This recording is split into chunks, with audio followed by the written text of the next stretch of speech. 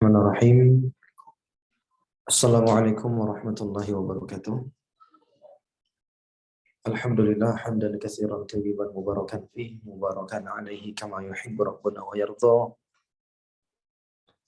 Wa asyhadu an la ilaha illallah wahdahu la syarikalah. Wa asyhadu anna Muhammadan abduhu wa rasuluhu sallallahu alaihi wa ala alihi wa sahbihi ajma'in, amma ba'd.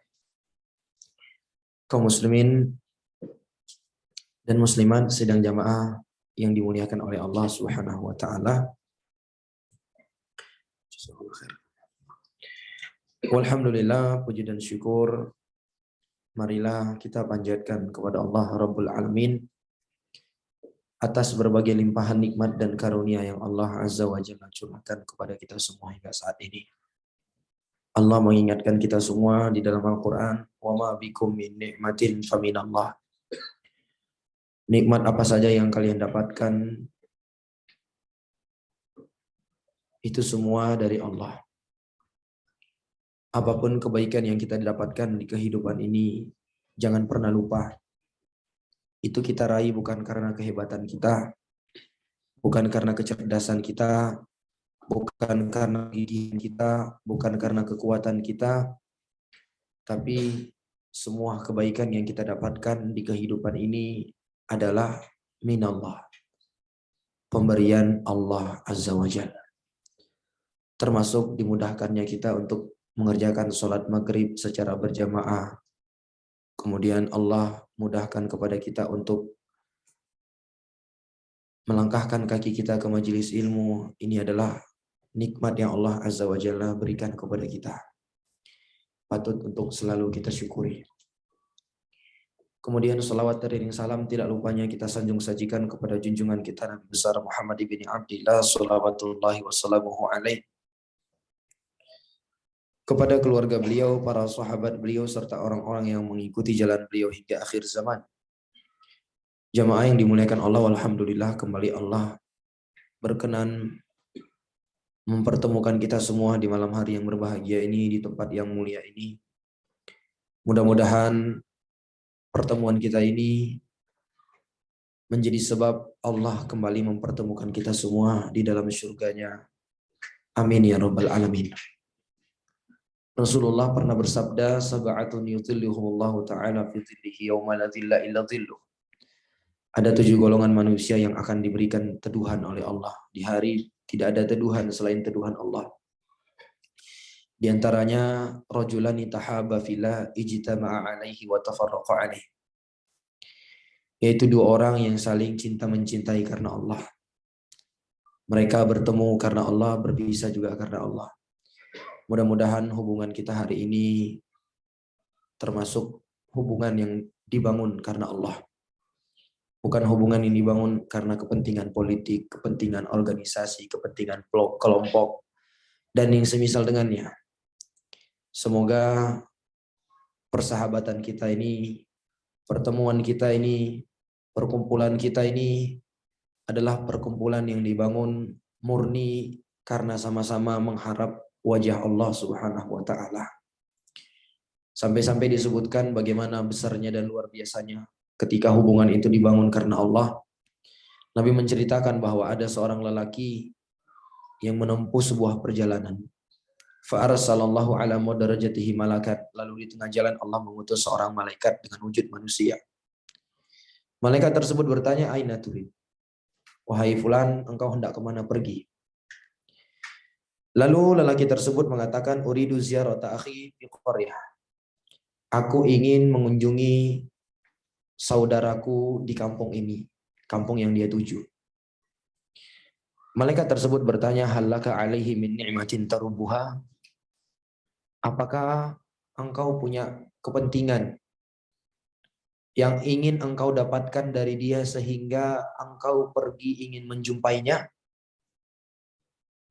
Kata orang tersebutlah, ghaira annani ahbabtu fillah. Tidak, hanya saja aku mengunjungi dia karena aku cinta kepada dia karena Allah. Subhanallah. Cinta karena Allah. Maka malaikat tersebut pun memberikan khabar, ketahuilah sesungguhnya aku adalah utusan Allah yang ditugaskan kepada engkau untuk memberitahukan bahwa Allah Subhanahu wa taala juga cinta kepada kamu disebabkan kecintaan kamu kepada saudaramu. Subhanallah. Inilah betapa pentingnya kita senantiasa memeriksa kondisi hati kita itu. Kita ini bersahabat dengan teman kita, menjalin hubungan dengan teman kita, dengan keluarga kita karena apa? Harus karena Allah. Karena kalau bukan karena Allah kita rugi. Rugi. Allah mengatakan al-akhillau yauma idzin ba'dhum li ba'dhin aduwwun illal muttaqin. Orang-orang yang berkasih sayang ketika di dunia nanti pada hari kiamat sebagian mereka akan menjadi musuh untuk sebagian yang lainnya kecuali orang-orang yang bertakwa. Al-Imam Ibnu Katsir ketika menafsirkan ayat ini beliau mengatakan kullu shadaqatin wa sahabatin takunu li ghairillah wa innaha tanqalibu adawatan yaumal qiyamati illa makana lillah. Kata beliau, setiap persahabatan, setiap hubungan yang tidak dibangun karena Allah, maka hubungan itu akan berubah menjadi musuh, berubah menjadi permusuhan pada hari kiamat. Ayah dengan anak, suami dengan istri, abang dengan adik, antara satu teman dengan teman yang lainnya, akan berubah menjadi permusuhan, adawah, permusuhan. Illa makana lillah, kecuali hubungan yang dibangun karena Allah. Jadi marilah kita senantiasa menjaga kondisi hati kita, niatkan saya berteman dengan si fulan ini karena Allah, tidak ada yang lain. Adapun masalah bisnis, masalah kepentingan yang lain, jadikan itu nomor 2. Alasan yang pertama adalah karena Allah Subhanahu wa taala. Dan tentunya jamaah yang dimuliakan Allah, ketika kita telah mengikrarkan hubungan kita itu karena Allah, banyak konsekuensi yang harus kita jaga. Di antara konsekuensi yang harus kita jaga adalah kita akan mengesampingkan setiap ego kita. Kita akan berupaya untuk senantiasa memberikan uzur kepada saudara kita walaupun dia salah. Oleh karena itu, kata Syekh Ibnu Utsaimin rahimahullah, nasihat untuk kita semua ini jemaah. Kata Syekh Ibnu Utsaimin, persahabatan yang dibangun karena kecintaan kepada Allah, itu tidak ada suatu hal pun yang mampu memisahkannya kecuali kematian. Mau kita dizolimi, disakiti, diganggu, kalau katanya hubungan kita itu karena Allah, itu semua enteng, biasa, dimaafkan. Itulah konsekuensi ketika kita mengikrarkan hubungan kita karena Allah. Kita tidak menjadi orang yang mudah untuk sakit hati kepada teman kita. Kita akan berupaya untuk memberikan rasa maaf setiap kali teman kita itu berbuat salah kepada kita. Kata Syekh Ibnu Utsaimin, ketika hubungan itu memang tulus dibangun karena Allah, tidak ada yang bisa memisahkan kecuali kematian. Kecuali kematian jemaah. Maka mari kita berkaca masing-masing. Benar enggak kita hari ini sudah menjalin hubungan kita karena Allah? Atau sebaliknya, hanya karena perbedaan pendapat? Ada 1-2 hal yang itu sifatnya sangat remeh. Kita justru saling berjauhan, saling memutuskan, ya, saling diam-diaman. Tidak seperti itu jamaah. Hubungan yang dibangun karena Allah itu, lihat yang terjadi di tengah para sahabat. Subhanallah. Berselisih mereka. Terjadi perbedaan pendapat di tengah para sahabat. Ya, tapi apa yang terjadi? Itu tidak membuat mereka justru saling sikut menyikut, tidak.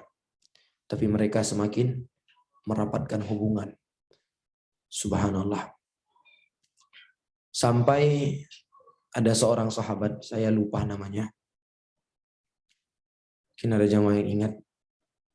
Waktu itu dia bertikai dengan, kalau anak tidak salah, Ali bin Abi Thalib. Ya. Atau Utsman bin Affan. Kayak kurang lebih itu. Dan dia diboikot oleh orang yang sangat banyak pada waktu itu.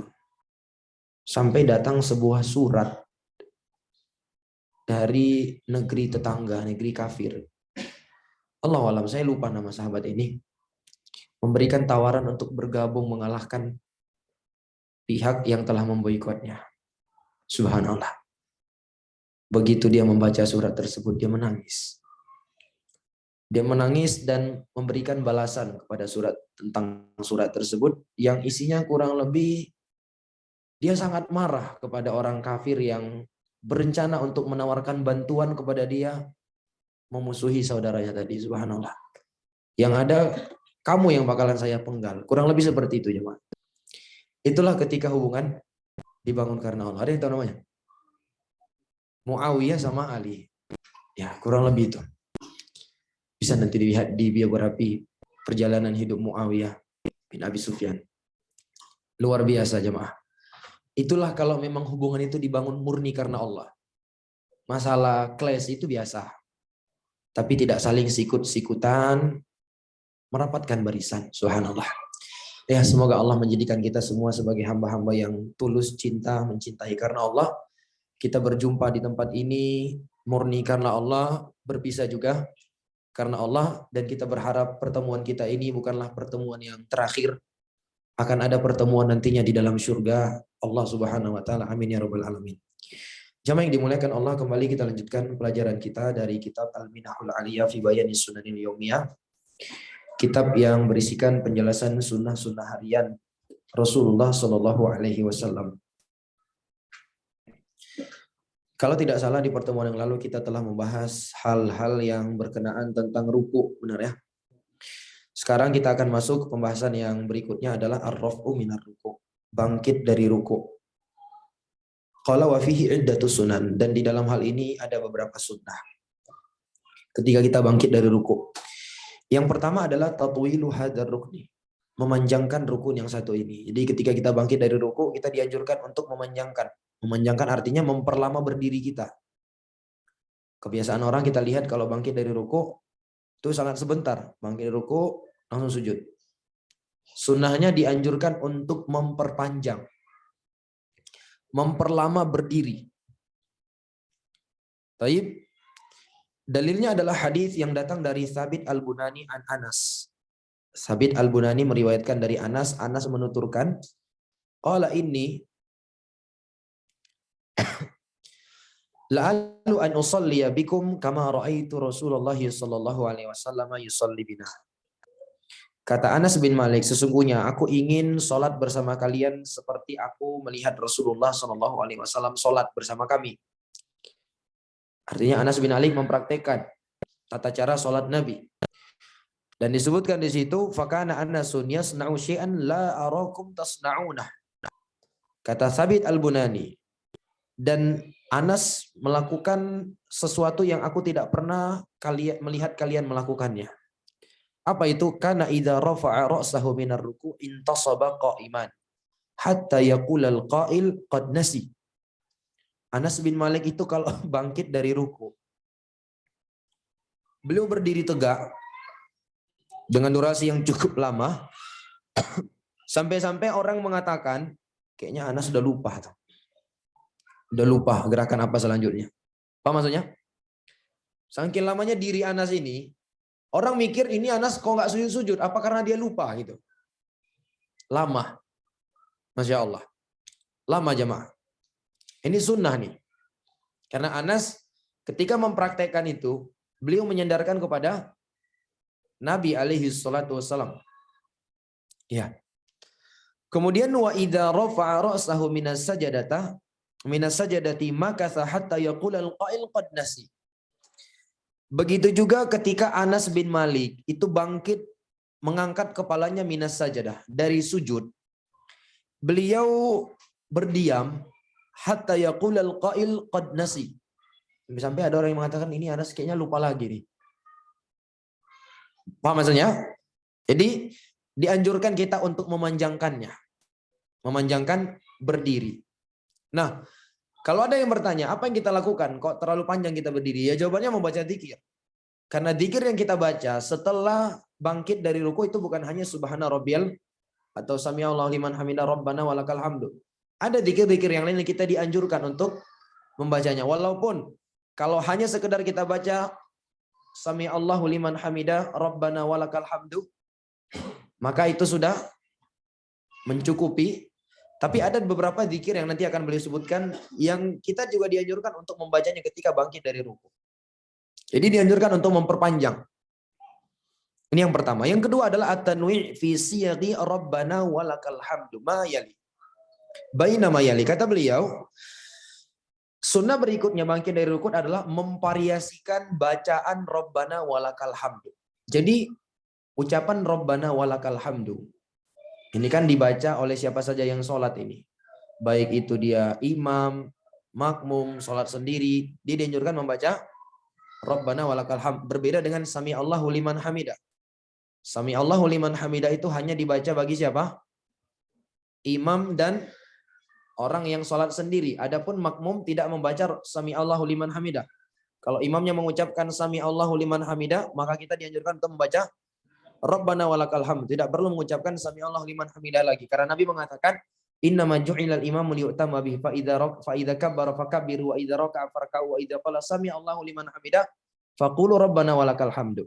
Nabi mengatakan imam itu dijadikan untuk diikuti. Kalau imam takbir kalian takbir, kalau imam ruku kalian ruku. Kalau imam mengucapkan Sami Allahu liman hamidah, kalian cukup ucapkan Rabbana walakal hamdu. Nah, ucapan Rabbana walakal hamdu ini jamaah yang dimuliakan Allah,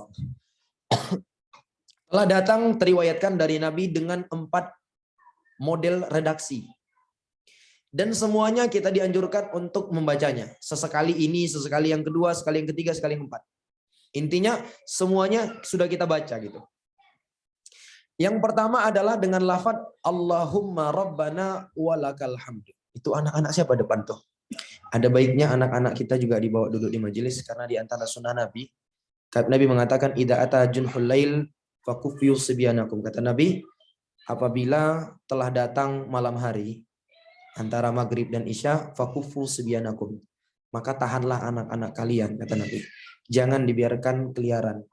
Karena di waktu itu syaitan yantasyir, syaitan itu sedang berkeliaran. Jadi tidak baik kalau anak-anak kita biarkan di luar main-main, ya. Kalaupun main-main nanti ba'da isya tidak masalah. Tapi kalau waktu maghrib isya itu usahakan anak-anak itu jangan ditaruh di luar. Ya, Nabi suruh jangan biarkan mereka keluar. Bahkan bukan hanya anak-anak, hewan-hewan ternak kita juga dilarang untuk berkeliaran apabila memasuki waktu maghrib. Ya, junhul lail. Sampai hatta dhahaba fahmatul isya, sampai isya, ya, kurang lebih sampai isya. Maka kalau setelah itu kita biarkan mereka keluar tidak masalah. Bisa dipahami ya? Alangkah baiknya kita juga ajak mereka duduk di sini.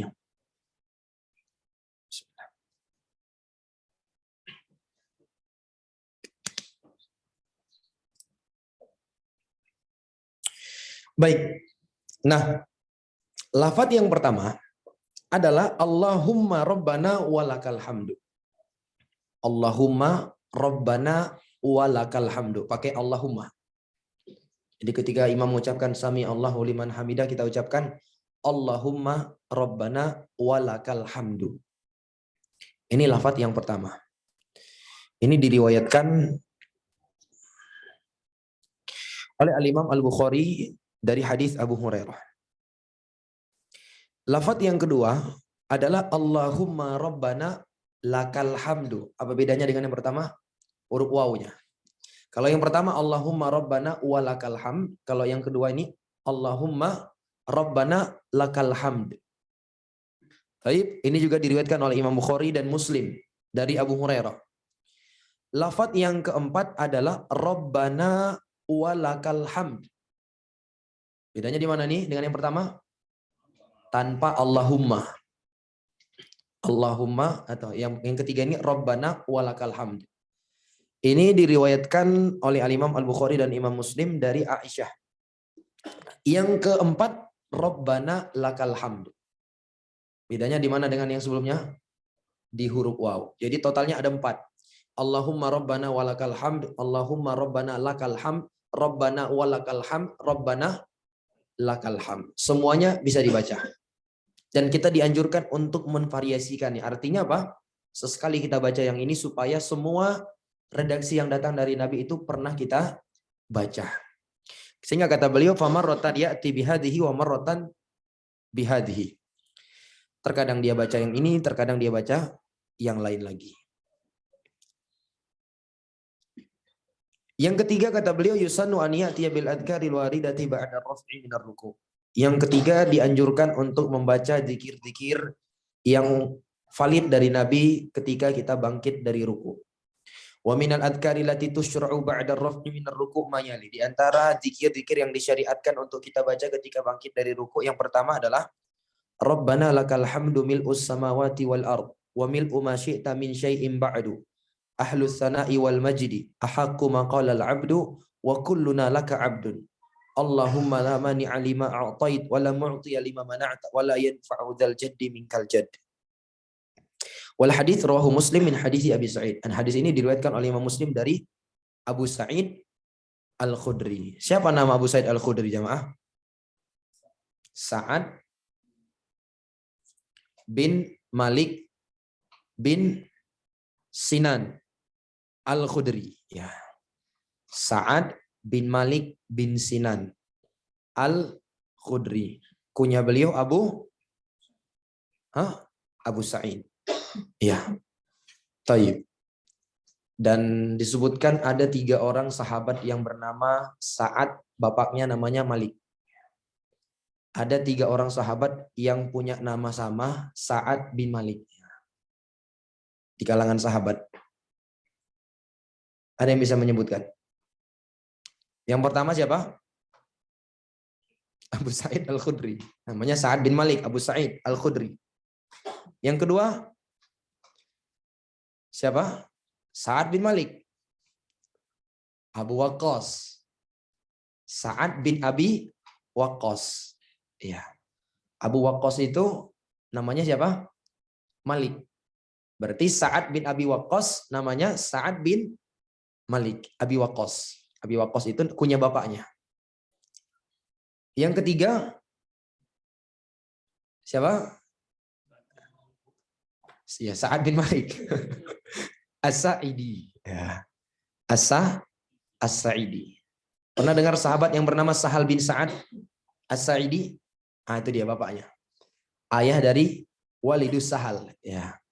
Ayah dari Sahal bin Sa'ad As-Sa'idi. Beliau ini diantara hadis yang teriwayatkan melalui jalur beliau yang ada di dalam Arba'in An-Nawawi, apa itu? Dullani ala amalin idza amiltuhu ahabbani Allah wa ahabbani nas. Dia menceritakan ada seorang lelaki datang kepada Nabi dan mengatakan, ya Rasulullah, tunjukkan kepada aku amalan yang akan membuat aku dicintai oleh Allah dan manusia. Maka kata Nabi, izhad fid dunya yuhibbukallah wa zhad fi ma'idin nas yuhibbukan nas.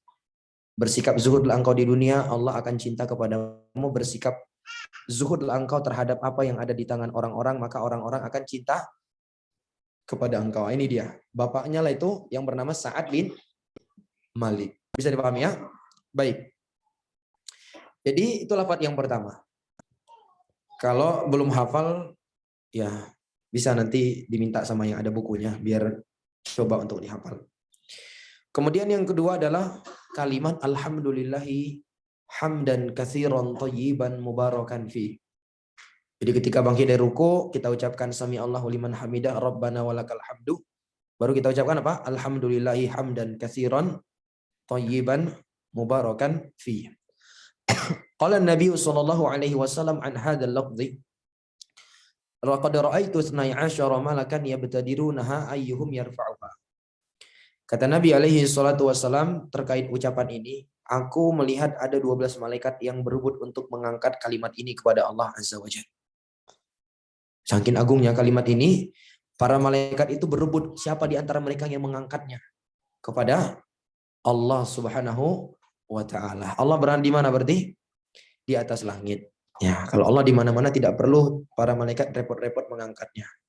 Qala wal hadits rawahu Muslimun min hadithi Anas wa rawahu al-Bukhari min hadithi Rifa'ah ibn Rafi. Hadis ini diriwayatkan oleh Imam Muslim dari Anas dan juga diriwayatkan oleh Imam Bukhari dari Rifa'ah bin Rafi. Nah, hadis yang semisal dengan ini meskipun dia itu diriwayatkan Bukhari Muslim, itu tidak dikatakan muttafaqun alaih. Pernah dengar istilah muttafaqun alaih? Istilah muttafaqun alaih itu biasanya dipahami orang ada hadis yang diriwayatkan oleh Imam Bukhari dan Muslim. Namun tidak sesimpel itu. Dia dikatakan muttafaqun alaih ketika yang pertama sama-sama diriwayatkan oleh Imam Bukhari dan Muslim. Yang pertama. Yang kedua, sahabatnya sama. Nah, itu dia. Sahabatnya sama. Adapun kalau misalnya sahabatnya berbeda, hadisnya sama nih, tapi sahabatnya berbeda. Satu diriwayatkan Imam Bukhari dari hadis ini, sahabat ini, Imam Muslim dari sahabat yang lain. Maka itu tidak dikatakan dengan muttafaqun alaih. Seperti hadis apa contohnya? Hadis apa? Ya, hadis ini. Seperti hadis ini. Yang ketiga syaratnya, hadis tersebut sama-sama disebutkan Imam Bukhari dan Imam Muslim di dalam kitab sahih keduanya.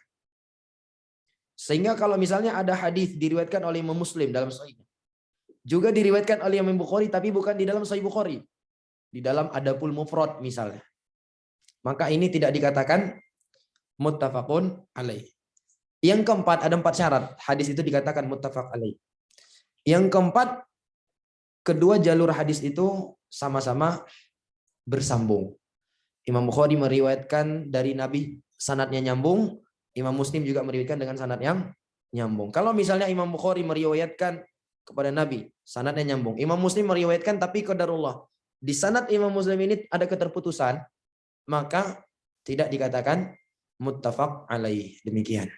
Itu yang disebutkan oleh para ulama, 4 syarat untuk hadis muttafaq alaih. Ini disebutkan oleh Syekh Al-Utsaimin hafizahullah taala di salah satu ceramah beliau.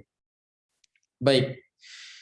Kemudian juga di antara lafaz zikir yang dianjurkan untuk kita baca ketika bangkit dari ruku adalah apa yang diriwayatkan dari hadis Abdullah bin Abi Aufah yang diriwayatkan oleh Imam Muslim, yaitu kalimat yang berbunyi Allahumma tahhirni bisalji wal barad wal ma'il barid, Allahumma tahhirni minadz dzunubi wal khotoya kama yunaqqa thawbul abyadu minal wasakh.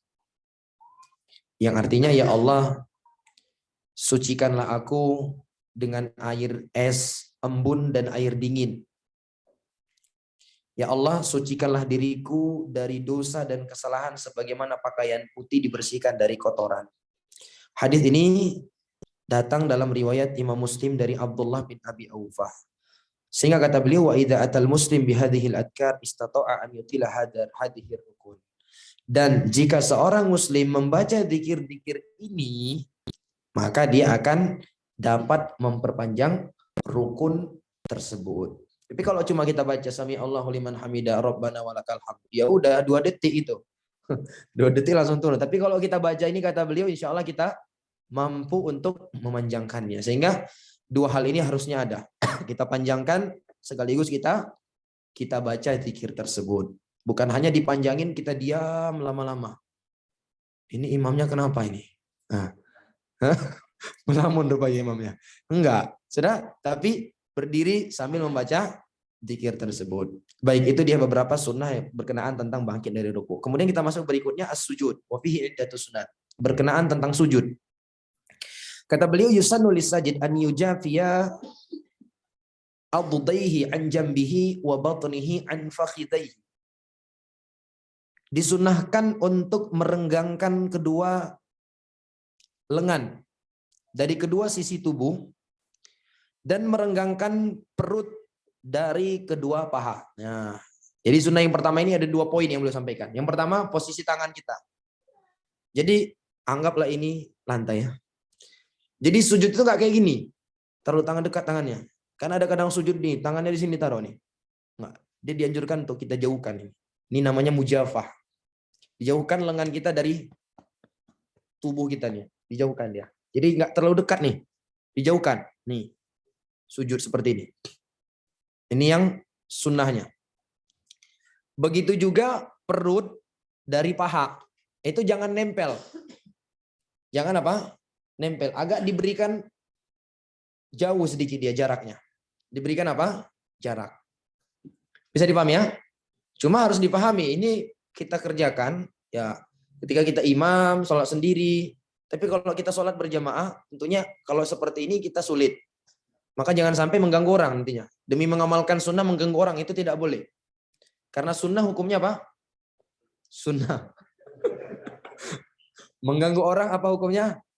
Haram. Apalagi di dalam sholat. Sehingga menghindarkan gangguan dari orang wajib. Ya kan? Yang wajib lebih didahulukan dibandingkan yang sunnah. Taib. Dalil ini kata beliau, hadisnya datang dari Abdullah ibni Buhainah radhiyallahu taala an. Dan metode pendidikan yang seperti ini jamaah yang dimuliakan Allah tidaklah kita dapatkan kecuali dari para ulama ahlu sunnah. Setiap bawa satu pendapat bawa dalil. Dan dalilnya dalil yang sahih. Begitu ilmiahnya agama kita ini. Memang harus demikian jamaah. Agama ini adalah ucapan Allah, ucapan Rasul sesuai dengan pemahaman para sahabat. Tidak ada di antara para ulama kita yang menjadikan ucapan mereka itu sebagai dasar hukum. Tidak ada seorang pun di antara mereka. Sehingga kita juga yang dididik oleh para ulama kita demikian harus bersikap seperti itu. Jangan sampai kita menjadikan ucapan seorang ustadz menjadi dasar hukum. Apalagi menjadi dasar kita di dalam mensikapi sesuatu yang belum jelas. Apakah itu haram maupun boleh. Bisa dipahami ya? Harus ada dalil. Demikianlah kita dididik oleh para ulama kita. Harus ilmiah. Harus apa? Ilmiah. Dalilnya adalah hadis yang datang dari Abdullah ibni Buhainah. Kata beliau, anna Rasulullah sallallahu alaihi wasallam kana idza shalla farraja baina yadayhi hatta yabdu bayadu ibtayh. Wa hadits Maimunah radhiyallahu taala anha qalat kana an-nabiy sallallahu alaihi wasallam idza sajada law sya'at bahmatun an tamurra baina yadayhi lamarrat. Kata beliau, dalil yang pertama adalah hadis yang datang dari Abdullah bin Buhainah. Rasulullah Shallallahu Alaihi Wasallam itu kalau beliau sholat, beliau merenggangkan kedua tangannya sampai kelihatan putihnya kedua ketiak Nabi.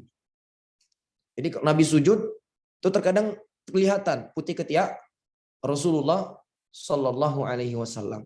Insya Allah, paham kan? Menunjukkan direnggangkan oleh Nabi. Dalil yang kedua adalah hadis yang datang dari Maimunah. Maimunah ini siapanya Nabi nih? Baik, untuk murojaah sedikit. Coba sebutkan nama-nama istri Nabi. Hafsah. Ya. Sofia. Ya. Romlah itu siapa? Romlah bintu Abu Sofyan yang dikenal dengan Ummu Habibah. Kemudian Sauda, Maimunah, Aisyah,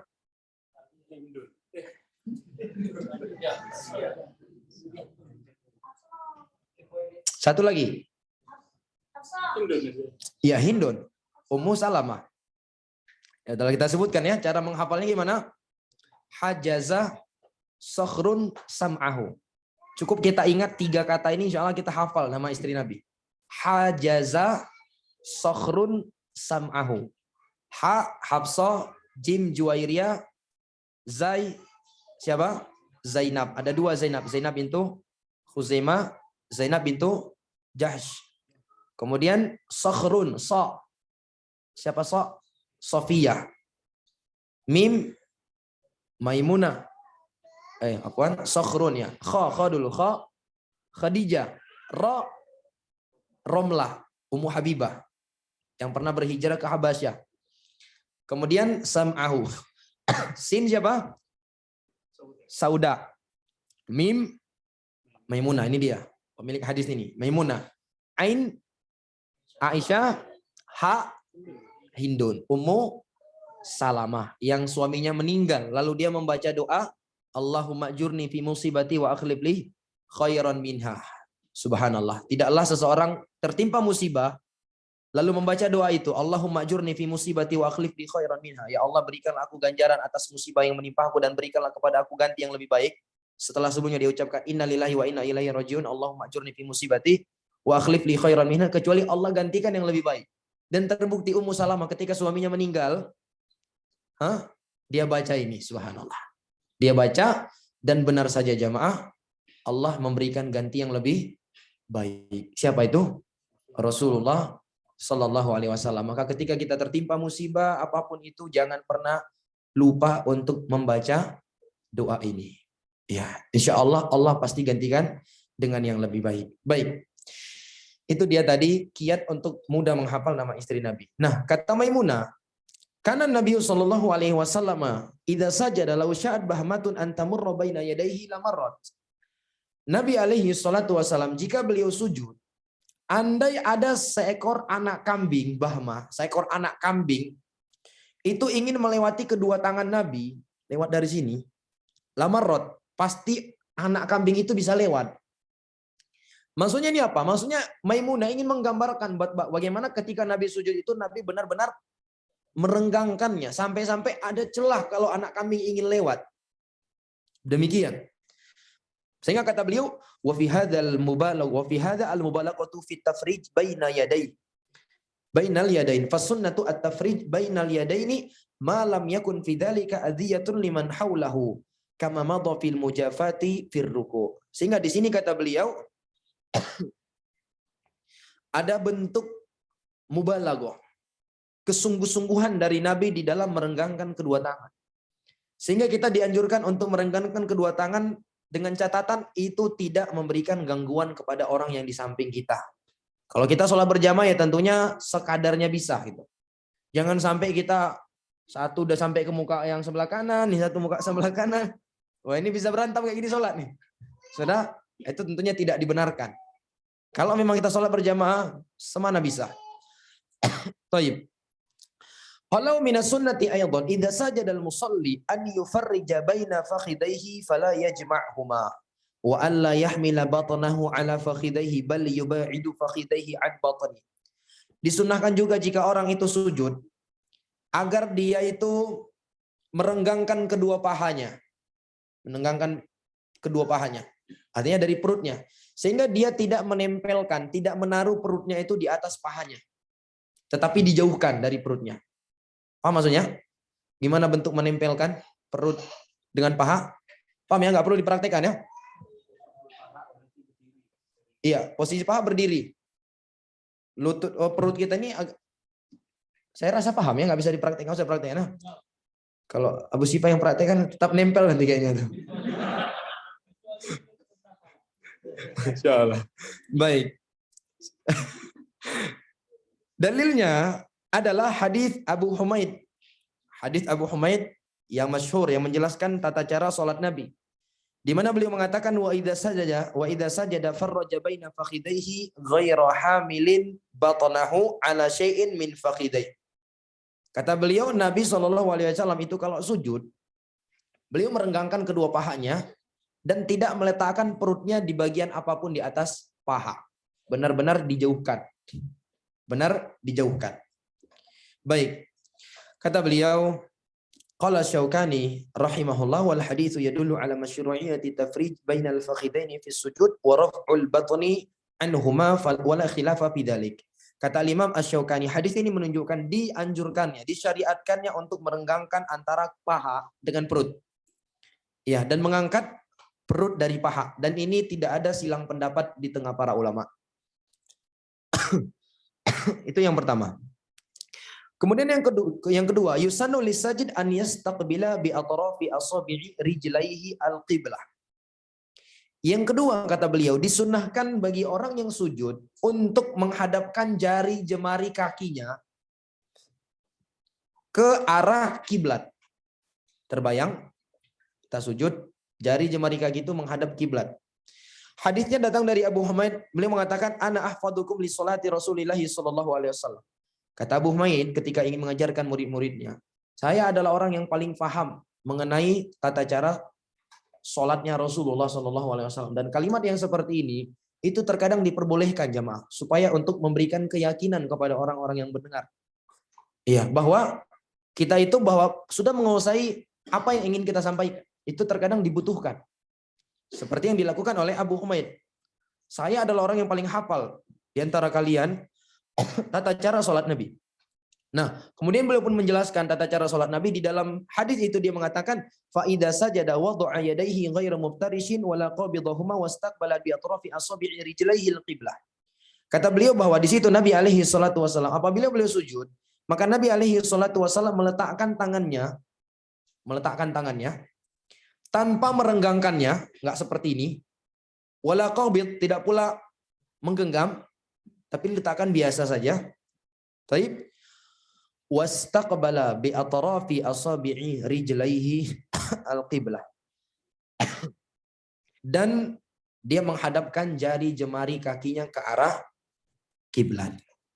Taib. Wa amma asabi'ul yadayhi athna'a sujud fasunnatu an takuna matmumatan wa yaj'alu yadayhi mustaqbilal qiblah. Adapun jari jemari tangan, maka ketika dia sujud disunahkan untuk matmum, direkatkan. Direkatkan, tidak direnggangkan, tidak dikepal, tapi direkatkan. Tahu direkatkan ya? Dirapatkan. Ya. Dirapatkan menghadap ke arah kiblat nih. Jadi terkadang sebagian orang itu kalau sujud tuh gini tangannya. Atau gini. Ini keliru. Yang sesuai dengan sunnah adalah lurus menghadap ke arah kiblat. Ini dia. Lurus menghadap ke arah kiblat. Masya Allah, begitu detailnya para sahabat menjelaskan sholatnya Nabi.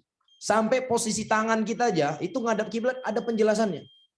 Masa iya baca Al-Fatihah nggak ada riwayat dari para sahabat? Kalau memang benar itu dilakukan oleh Nabi. Iya nggak? Subhanallah. Yang kayak gini aja detail dijelaskan oleh para sahabat jemaah. Subhanallah.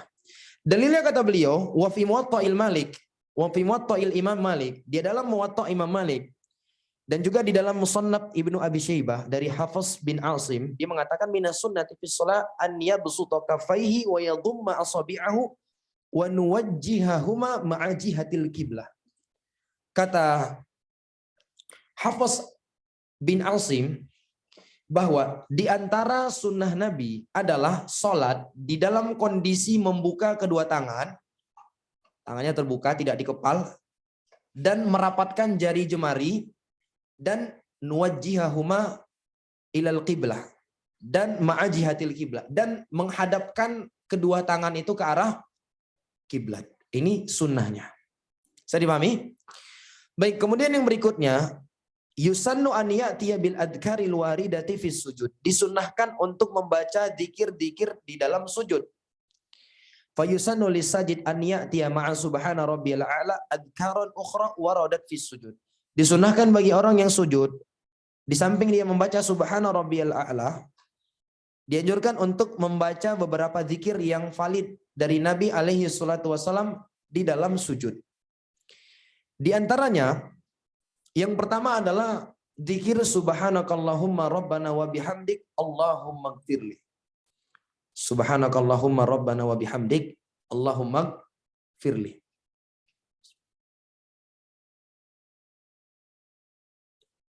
Dan Aisyah mengatakan terkait hadis ini, setelah turunnya surat An-Nasr, idza jaa nasrullahi wal fath wa ra'aitan nasa yadkhuluna fi dinillahi afwaja fasabbih bihamdi rabbika wastaghfir innahu kana tawwaba. Setelah Allah menurunkan ayat itu, yang itu ayat itu turun di akhir-akhir usia Nabi, ya kan? Menunjukkan kepenangan. Maka Nabi setiap sujud, kata Aisyah, itu selalu membaca doa ini. Subhanakallahumma rabbana wa bihamdik Allahumma gfirli. Ya, dan beliau mengatakan yu'awwilul ayah. Nabi mentakwil ayat. Maksud takwil di sini adalah menjalankan perintah yang ada di dalam ayat, di mana Allah mengatakan fasabbih bihamdi rabbika wastaghfirhu innahu kana tawwaba. Maka Nabi alaihi salatu wasallam pun membaca zikir ini. Ya, sejak ayat itu turun Nabi sering membaca zikir ini. Zikir yang kedua adalah subuhun qudusun rabbul malaikati warruh. Ini dianjurkan kita baca. Zikir yang lainnya adalah Allahumma laka sajadtu wa bika amantu wa laka aslamtu sajada wajhi lilladzi khalaqahu wa sawwarahu wa syaqqa sam'ahu wa basarahu tabarakallahu ahsanul khaliqin. Ini juga sebagaimana diriwayatkan oleh Imam Muslim dari hadis Ali. Riwayat doa yang lainnya, zikir lainnya adalah Allahumma gfir li dzambi kullahu wa diqqahu wa jillahu wa awwalahu wa akhirahu alaniyatahu wa sirrahu. Ini dianjurkan kita baca ketika sujud. Kalau ingin menghafalnya nanti minta sama yang ada bukunya ya. Baik. Kemudian berikutnya juga diantara doanya adalah Allahumma a'udzu biridhaka min sakhatik wa bi mu'afatik min 'uqubatik wa a'udzu bika mink la uhsi tsana'an 'alaik anta kama athnaita 'ala nafsik. Ini sebagaimana diriwayatkan oleh Imam Muslim dari hadis Aisyah. Nah, kata beliau, fayusannu an ya'tiya bima yastati'u min hadhil adkar fi sujudihi wa yunawwi'u bainaha. Dianjurkan dia untuk memvariasikan bacaan tersebut yang mana yang dia mampu. Ya. Yang mana yang dia mampu dan dianjurkan untuk memvariasikannya. Wa ma'lumun annal wajib fir ruku' subhana rabbiyal azim marratan wahidatan wa ma zada fahuwa sunnah. Dan dimaklumi bahwa yang wajib di dalam ruku' adalah subhana rabbiyal a'la ya. Di situ apa? Tempat ana subhana rabbiyal azim. Wallahu a'lam bishawab. Saqat ini sepertinya. Subhana rabbiyal a'la. Adapun lebih dari itu hukumnya sunnah. Bisa dipahami ya? Jadi kalaupun kita nggak baca dikit-dikit tadi, sujud kita sah. Karena yang wajib itu adalah subhana rabbiyal a'la sekali. Lebih dari itu sudah wajib, sudah sunnah. Demikian. Baik. Oh ya, maaf. Kata beliau, dan hal yang dimaklumi di dalam ruku, ya, hal yang wajib di dalam ruku adalah subhana rabbiyal azim sekali. Lebih dari itu sunnah. Begitu juga di dalam sujud. Ya, yang wajib subhana rabbiyal a'la sekali, wa amma tsaniyah wa tsalitsah fa sunnah. Adapun kali yang kedua, kali yang ketiga, maka itu hukumnya sunnah. Baik. Kemudian yang terakhir berkenaan tentang sujud adalah yusannu al-iktsaru minad du'a fis sujud. Dianjurkan untuk memperbanyak doa ketika sujud. Li'anna sujuda aqrabu mawdi'in lil 'abdi min rabbih jalla fi'ula. Fayusannu an yuktsira minad du'a'i fihi. Liqauli Nabi sallallahu alaihi wasallam kama fi hadits Ibnu Abbas radhiyallahu taala anhuma inda Muslim wa amma sujud fajtahidu fid du'a faqimun an yustajaba lakum. Kata beliau, yang keempat dianjurkan untuk memperbanyak doa di dalam sujud. Ini juga sunnah, jemaah. Memperbanyak doa di dalam sujud.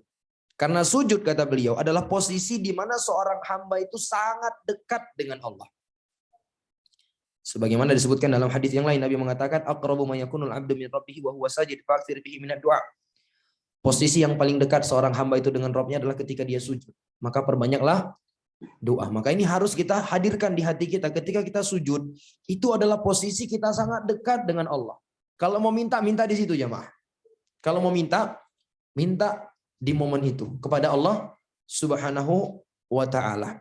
Begitu juga dalam hadis Abdullah bin Abbas dari dalam riwayatnya Muslim, Nabi mengatakan, adapun sujud, maka bersungguh-sungguhlah kalian di dalam berdoa, karena besar sekali kemungkinan doa yang kalian panjatkan di tempat sujud itu adalah dikabulkan oleh Allah Subhanahu wa ta'ala. Namun harus kita perhatikan yang pertama, tidak ada anjuran khusus mengakhirkan doa di sujud terakhir. Ini yang pertama. Karena sebagian orang mengkhususkan di sujud terakhir. Anjuran berdoa di sujud ini berlaku di semua sujud. Mau sujud pertama, kedua, ketiga, keempat, sampai terakhir. Ini yang pertama.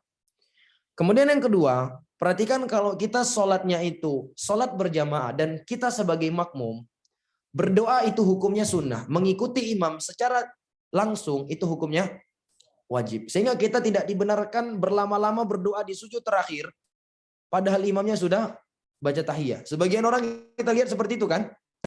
Di sujud terakhir ini, di sujud terakhir imamnya sudah tahiyat nih. Allahu Akbar. Udah baca tahiyat imamnya. Dia masih aja sujud. Ini meninggal apa ini?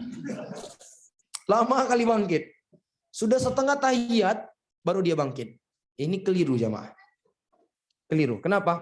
Mengikuti imam secara langsung itu hukumnya wajib. Berdoa hukumnya sunnah. Yang wajib lebih didahulukan dibandingkan yang sunnah. Kalau mau berlama-lama ketika sujud, berdoa ketika sujud, lagi sholat sendiri jamaah. Sholat sendiri, lama-lama silakan. Mau doa sebanyak apapun silakan. Ya. Jangan kita lakukan ketika sholat berjamaah. Kecuali kalau imamnya juga mungkin berdoa, imamnya lama bangkit, ya udah kita berdoa juga. Kita berdoa. Tapi kalau imamnya sudah bangkit, segera kita bangkit. Demikian. Baik, apakah berdoa di dalam sujud itu harus bahasa Arab? Yang pertama, Atau boleh bahasa Indonesia atau bahasa Aceh. Yang pertama yang harus dipahami, para ulama sepakat bahasa Arab itu yang lebih utama. Bahasa Arab itu yang lebih utama. Terlebih dia memakai doa-doa yang ada di dalam Al-Quran maupun hadis Nabi. Ya, adapun larangan membaca Al-Quran ketika sujud, itu dijelaskan oleh para ulama, larangan itu berlaku bagi orang yang ingin mentilawah Al-Quran. Adapun kita mengambil lafaz doa yang ada di dalam Al-Quran seperti Rabbana la tuzigh qulubana ba'da idh hadaitana wa hab lana min ladunka rahmah innaka antal wahhab, maka kalau kita membaca itu dalam rangka doa sama Allah, bukan dalam rangka tilawah, maka tidak masalah. Ini yang pertama. Para ulama sepakat bahasa Arab itu yang terbaik, apalagi pakai doa Al-Quran maupun hadis. Yang kedua, doa selain bahasa Arab para ulama berselisih. Sebagian para ulama tidak membolehkan, sebagiannya lagi menganggap boleh. Dan wallahu a'lam bishawab, saya lebih condong pendapat ulama yang mengatakan tidak masalah kalau memang dia nggak tahu sama sekali bahasa Arab. Ya, dia nggak bisa bahasa Arab, maka silahkan dia berdoa pakai bahasa apapun, bahasa Indonesia, bahasa Aceh, bahasa Inggris, bahasa Sanskerta. Demikian. Bisa dipahami ya? Nah, wallahu ta'ala al-miswab, berhubung waktu salat Isya telah masuk, saya cukupkan sampai di sini dulu. Ada yang mau disampaikan atau ditanyakan? Anda persilahkan. Ya. Kalau pakai bahasa Indonesia terus, kalau dilafalkan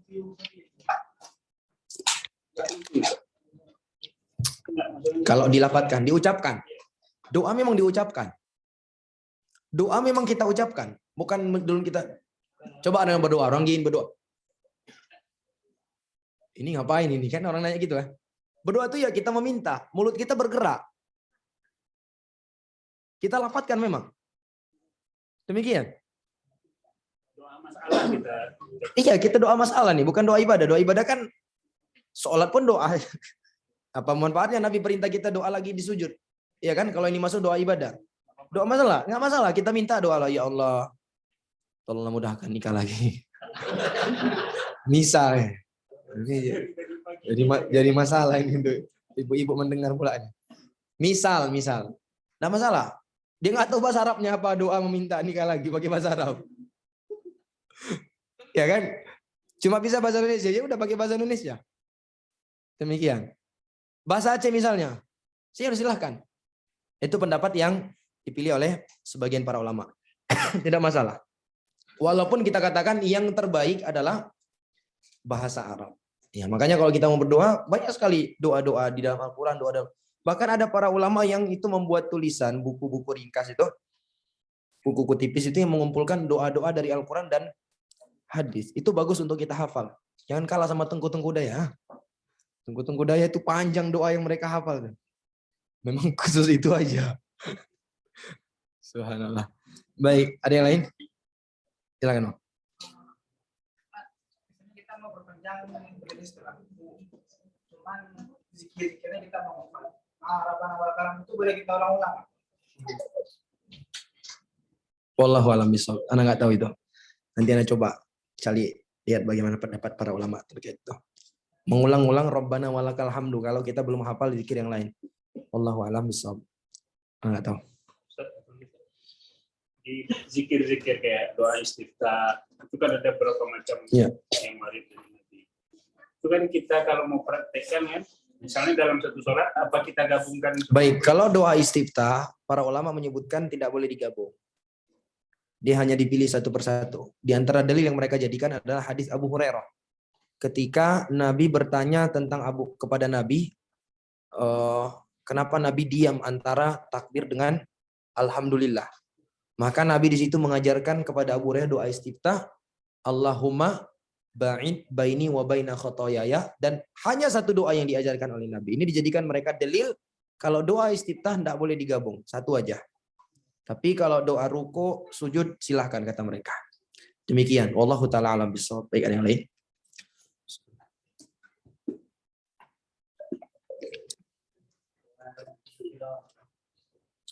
Baik, kalau doa di dalam sujud tilawah, sepanjang yang Anda tahu, dari penjelasan para ulama tidak ada bacaan khusus.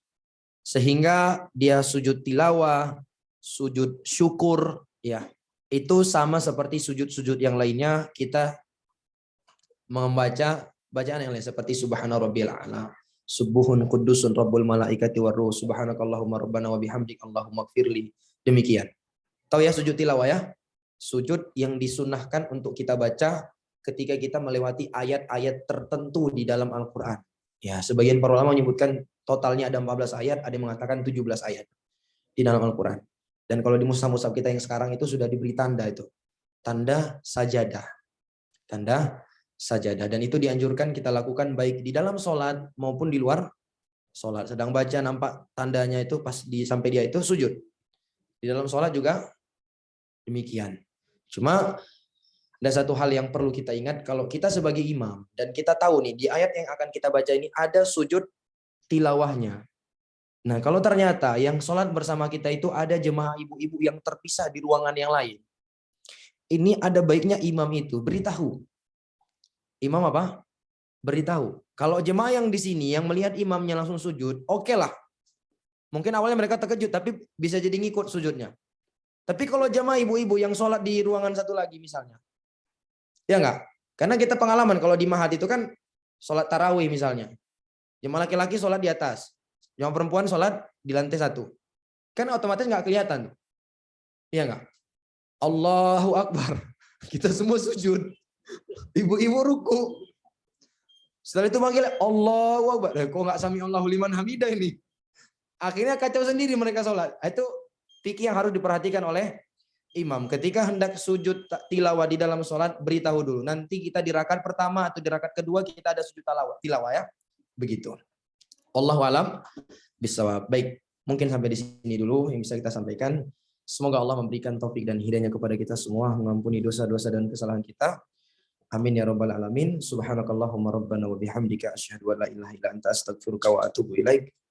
Wassalamualaikum warahmatullahi wabarakatuh.